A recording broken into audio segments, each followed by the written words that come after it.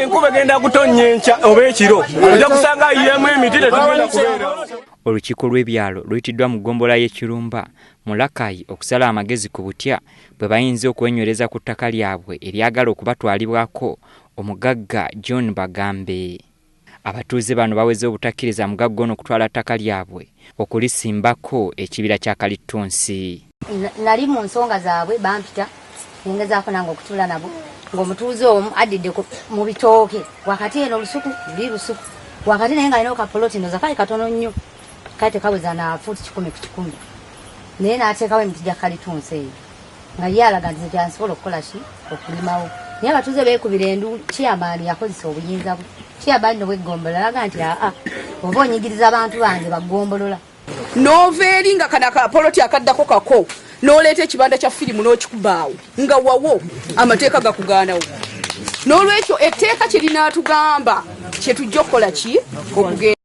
Olukiiko luno lwetabiddwako abakulembeze baabwe ababakiikira ku disitulikiti okuli Patrick Bakumpe ne Josephine Naabakoza abategeezezza nti ensonga zaabwe zino bo bazitwala dda mu lukiiko lwa disitulikiti basobole okuyambibwa.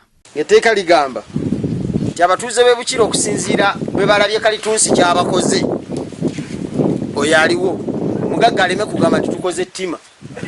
Kalitunsi kyatukoze ku ttaka bwe lifaanana n'okukala ku speed rate kwe tuddukira mu bukalu bw'ettaka n'ettaka we liri wayagala okussa tusazeewo tetukkiriza kibira mu kyalo wakati.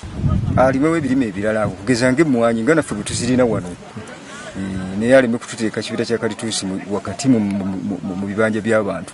Abakulu tuno ffenna weetuli tuteeko omukono Kalitunsi tumugaana.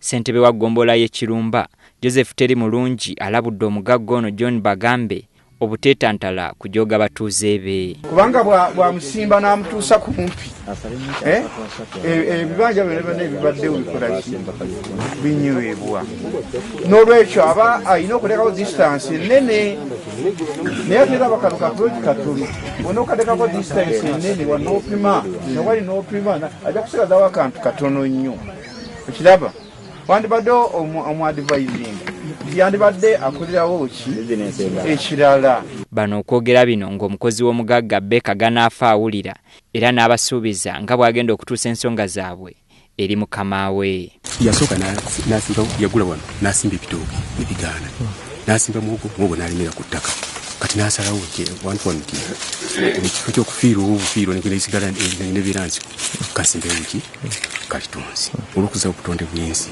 kati ate mba nina musango kigwemba nzisizza kati bano bagamba nti baagala Kalitunsi nze sirina kyenjja kwongerako okujja okubuulira n'ettaka nze sirina kisingaawo. Mu kiseera kino buli kitundu kya ggwanga kifumbekeddemu ekibbattaka ng'abantu bangi kati bafuuse emmomboze mu ggwanga lyabwe.